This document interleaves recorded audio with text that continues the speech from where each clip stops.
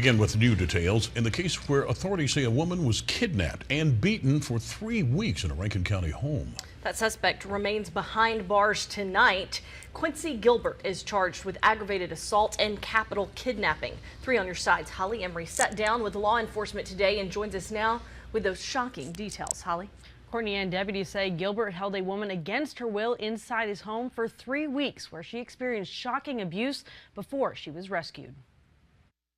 On May 12th. The mother came in. She'd said that she hadn't been able to make contact with her daughter in the past 2 or 3 weeks, and she wanted to see if we could help locate her, just check on her well-being. The adult victim, who isn't being named for safety concerns, had been missing for 3 weeks from Smith County. It was her mother's request to law enforcement that would lead to the shocking discovery of her daughter's location. Got some really good information about who she hangs with, where she may be laying her head down, and we come up with a few different addresses. One of the addresses was in Rankin County. Within a few hours, Rankin County deputies responded to the home of 45-year-old Quincy Gilbert on Hollybush Road, nearly 50 miles away from Raleigh.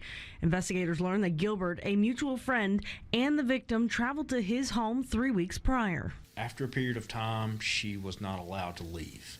The victim has a medical condition that physically incapacitates her in some aspect. And so she was not able to push past Mr. Gilbert in order to leave the residence. He physically restrained her. She was beaten with a broomstick that was fashioned into a weapon, and sustained some pretty significant injuries. There was padlocks on the outside of the doors at the home.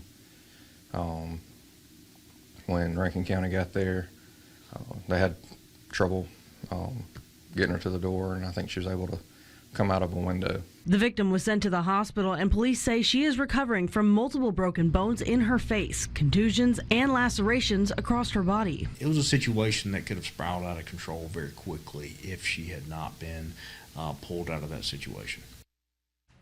Something to note as well, according to Sheriff Houston, Gilbert had been arrested 2 times prior to this incident, once in 2012 for domestic violence and aggravated assault, and in 2015 again for aggravated assault.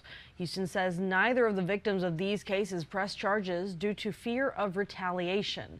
Now, Gilbert has been charged with both aggravated assault and capital kidnapping and is currently being held on a $600,000 bond at the Rankin County Detention Center.